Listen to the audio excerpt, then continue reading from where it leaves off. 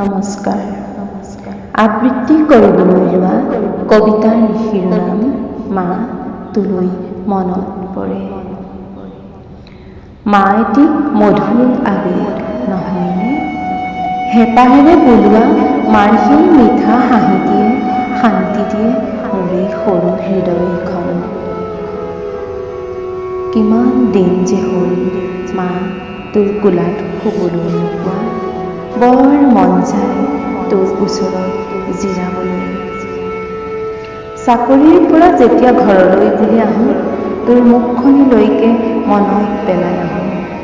আৰু ঘৰৰ পদূলিমূৰত গাড়ীৰ পৰা নামি তোৰ কোমল আবেগৰ স্পৰ্শ পাওঁ। মা, তই ইমানেই আজলি, তোৰ ওচৰলৈ ইমান দূৰৰ পৰা আহোঁ, সেইদিনাও তোৰ চকুত চকু পানী। আৰু যাবৰ দিনটোৰ কথা নকওঁৱেই। ডিউটিৰ সময়তো তোৰ মুখখন মনলৈ আহে মা। আৰু কোনেও নেদেখাকৈ ফোনটো উলিয়াই তোৰ চেহেৰাটি চাই শান্তি লওঁ। যেতিয়া ইয়াত ভাত খাব হয়, তোৰ হাতৰ জুতিলৈ বৰকৈ মনত পৰে। সেয়া যে কিমান কষ্টকৰ সন্তানেহে উপলব্ধি কৰে মা। জীৱন বিচাৰি আগবাঢ়ি আহিছোঁ আন্ধাৰ আঁতৰি পোহৰ কৰিবলৈ।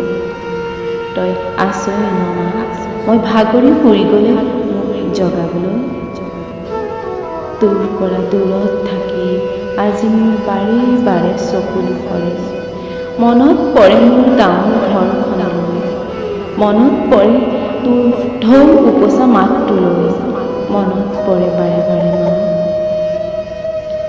মুকলি আকাশত বুকুখন বৰকৈ কঁপি উঠে। মনত পৰে মা তোলৈ